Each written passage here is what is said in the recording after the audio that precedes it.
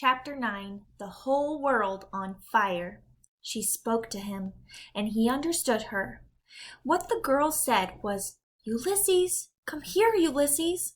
And without thinking, he moved toward her. "It's okay," she said, and he believed her. It was astonishing. Everything was astonishing. The setting sun was illuminating each blade of grass. It was reflecting off the girl's glasses, making a halo of light around the girl's round head, setting the whole world on fire. The squirrel thought, when did things become so beautiful? And if it has been this way all along, what is it that I never noticed before? Listen to me, the girl said. My name is Flora. Your name is Ulysses. Okay, thought the squirrel. She put her hand on him. She picked him up. She cradled him in her left arm. He felt nothing but happiness. Why had he always been so terrified of humans? He couldn't imagine. Actually, he could imagine. There had been that time with the boy and the BB gun. There had truthfully been a lot of incidents with humans. Some involved BB guns, some not. And all of them had been violent, terrifying, and soul-destroying. But this was a new life, and he was a changed squirrel. He felt spectacular, strong, smart, capable, and also hungry. He was very, very hungry. Chapter 10. Flora's mother was in the kitchen. She was typing.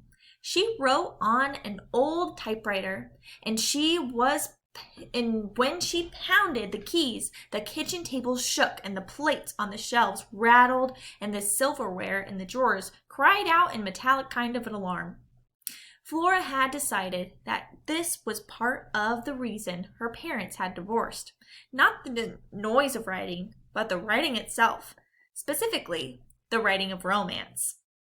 Flora's father had said, I think that your mother is so in love with her books about love that she doesn't love me anymore. And her mother had said, Ha! Your father is so off in left field that he wouldn't realize love if it stood up in his soup and sang. Flora had a hard time imagining what love would be doing standing in a bowl of soup and singing, but these were the kinds of idiotic words her parents spoke, and they said the words to each other, even though they were pretending that they were talking to Flora. It was all very annoying. What are you doing? Her mother said to Flora. She was sucking on her Pitzer Pop. It made her words sound rocky and sharp-edged. Her mother used to smoke, and then she stopped. But she still had to have something in her mouth when she typed. So she consumed a lot of Pitzer Pops. This one was orange-flavored. Flora could smell it. Oh, nothing, said Flora. She glanced at the squirrel in her arms. Good, said her mother. She whacked the carriage return on the typewriter without looking up.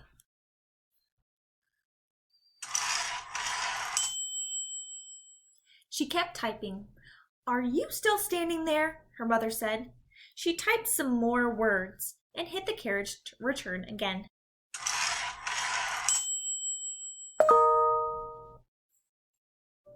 I'm on a deadline here. It's hard to concentrate with you standing over me breathing like that. I could stop breathing, said Flora. Oh, don't be ridiculous, said her mother. Go upstairs and wash your hands. We're going to eat soon. Okay, said Flora. She walked past her mother and into the living room, still carrying Ulysses in the crook of her arm. It didn't seem possible, but it was true. She had smuggled a squirrel into the house, and she had done it right under her mother's nose, or behind her back, or something. In the living room, at the base of the stairs, a little shepherdess lamp was waiting, a pink-cheeked smirk plastered on her face. Flora hated the little shepherdess.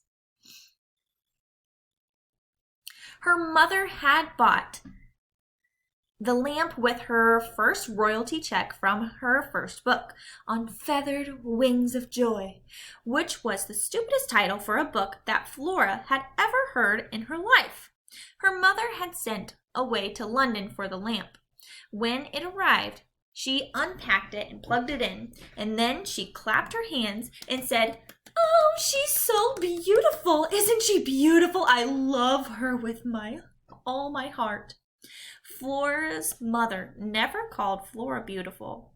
She never said she loved her with all her heart. Luckily, Flora was a cynic and didn't care whether her mother loved her or not.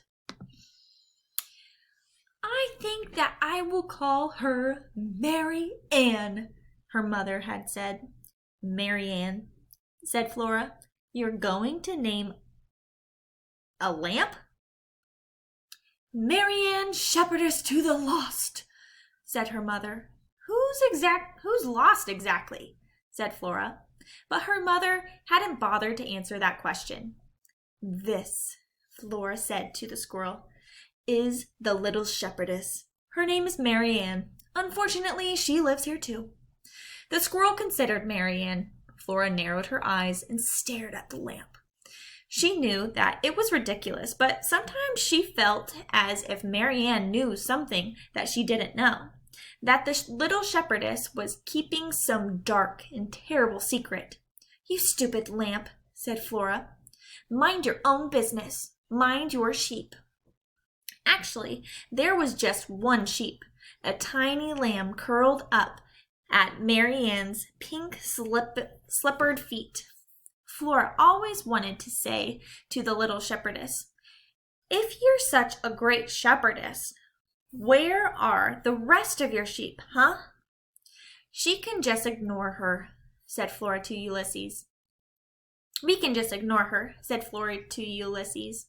She turned away from the smug and glowing Mary Ann and climbed the stairs to her room, holding Ulysses gently, carefully in her arms. He didn't glow, but he was surprisingly warm for someone so small.